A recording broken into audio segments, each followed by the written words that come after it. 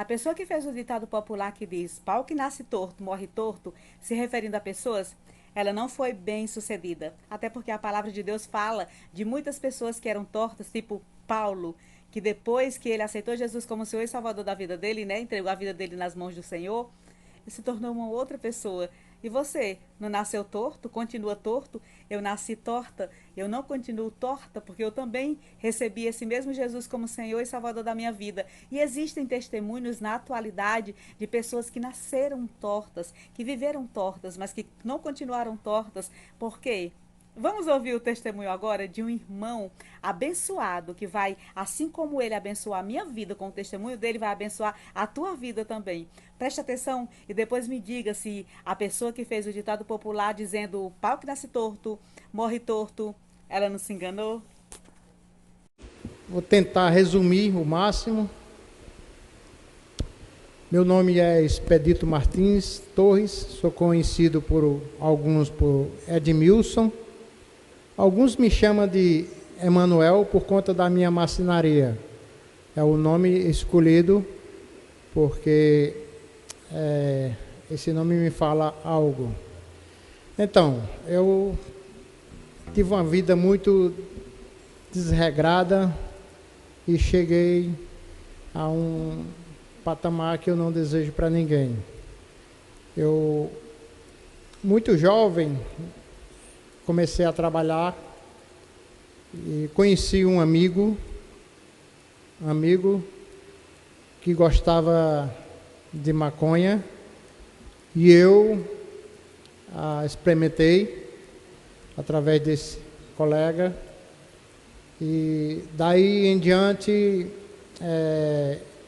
eu tive uma de continuidade e cheguei a um determinado tempo da minha vida que eu não me contive mais apenas com maconha e passei a conhecer outros tipos de drogas, inclusive cocaína.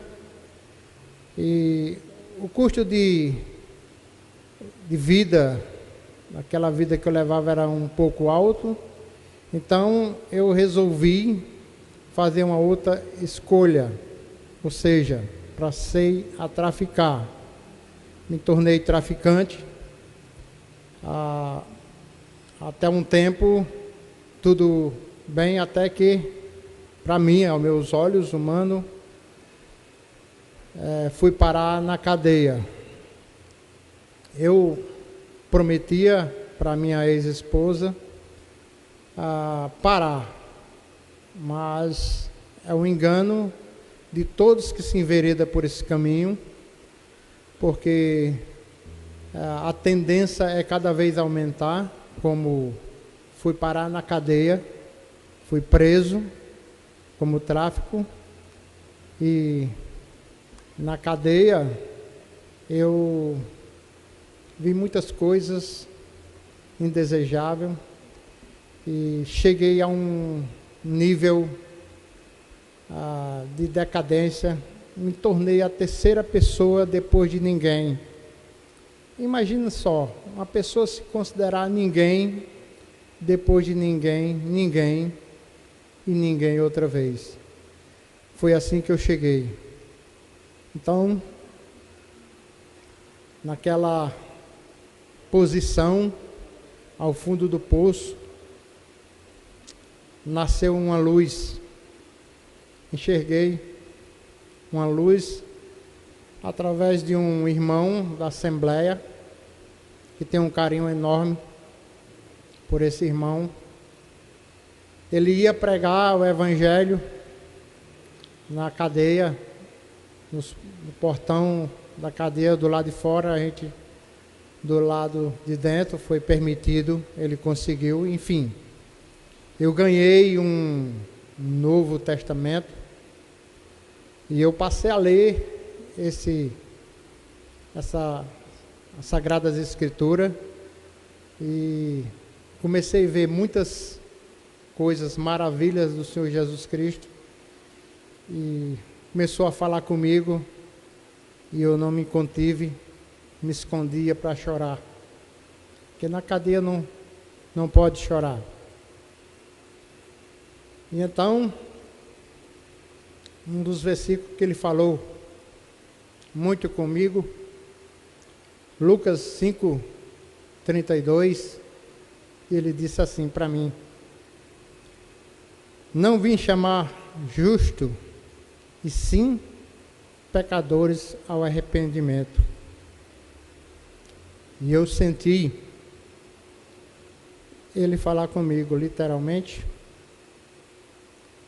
O Senhor Jesus Cristo começou um processo, a sua infinita misericórdia na minha vida. Fui abandonado na cadeia. A minha ex-esposa não aguentou, tinha suas razões. Eu sofria muito com aquilo, meus filhos. O que me restou, e a minha mãe.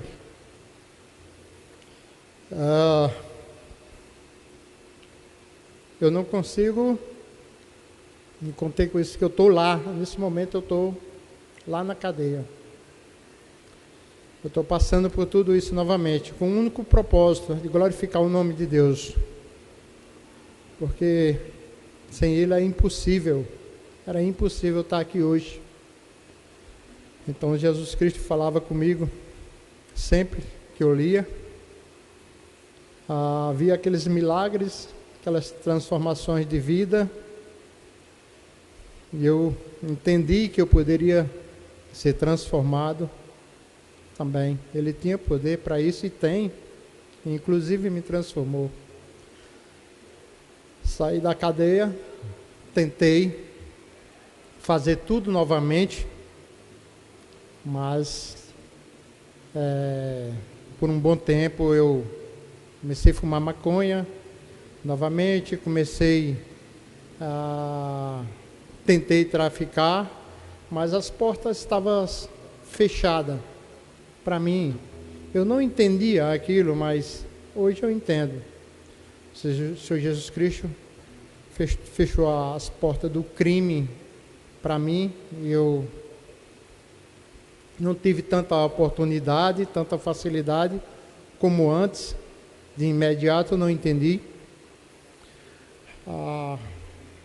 Continuei a mesma vida, eu ia trabalhar, e meus filhos ficavam em casa. Quando eu saí da cadeia, eu juntei meus filhos. A minha filha mais velha tinha 12 anos, eles ficavam em casa, do jeito deles, não tinha nenhum cuidado de pai. A mãe deles tinha enveredado por outros caminhos. Graças a Deus, hoje ela é uma serva de Deus. E eu recebi um comunicado de uma pessoa que me deu a oportunidade na sua empresa, quando saí da cadeia. Ele disse: vou te dar férias, e quando você voltar, vou te dar conta. Porque para você não tem jeito.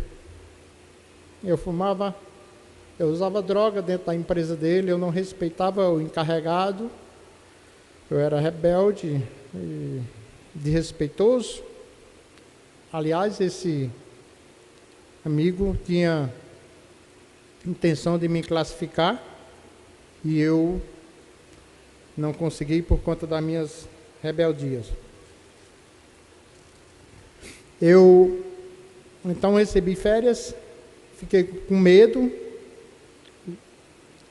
A situação eu sabia que ia ser pior, mas hoje eu entendo, o Senhor Jesus Cristo estava trabalhando na minha vida. E eu recebi um convite para ir à Igreja Esperança, a qual faço parte. E um colega de uso de drogas me falou que lá ele tinha ido lá visitar, tinha um homem, um pastor de lá, era um homem muito forte, muito grande. Isso me despertou uma curiosidade. E tinha também um americano, seu Dário. E eu não conhecia nenhum americano, e me passou pela mente como Deus trabalha. A vontade, um desejo de conhecer esses dois homens de Deus. Mas a minha filha também veio com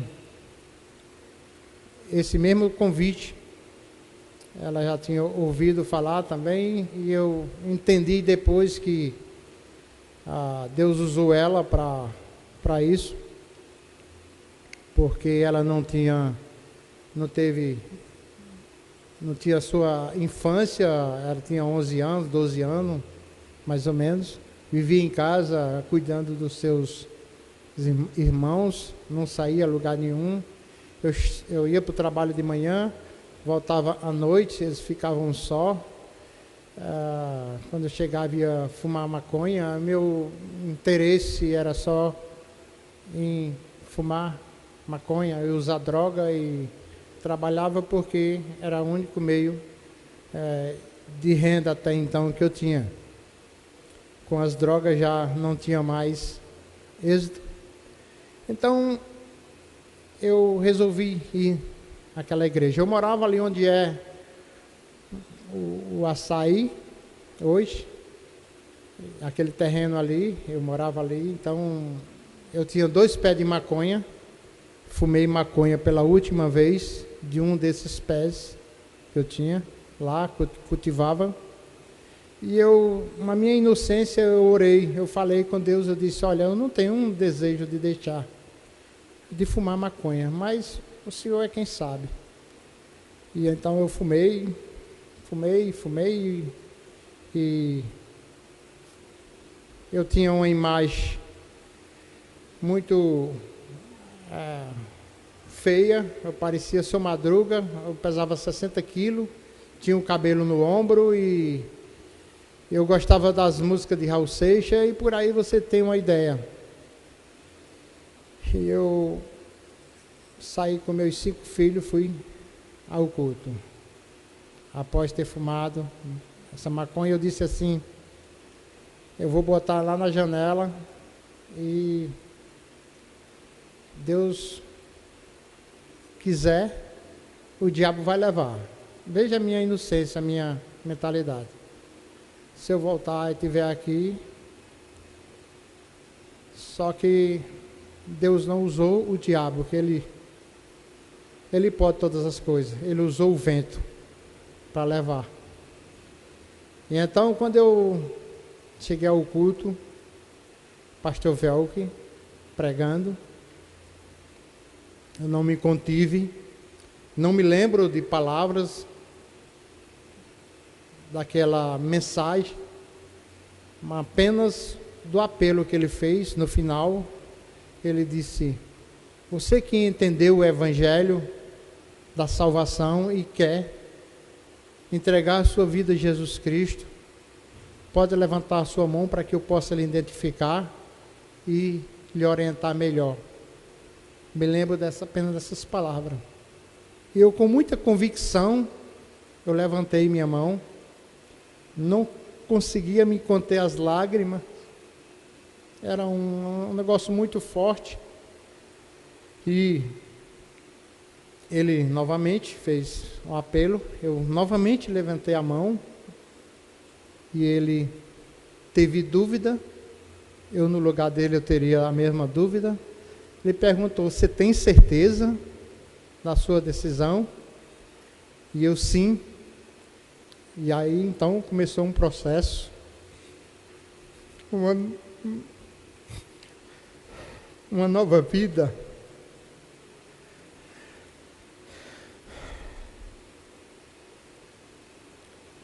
Antes eu dormia e me acordava,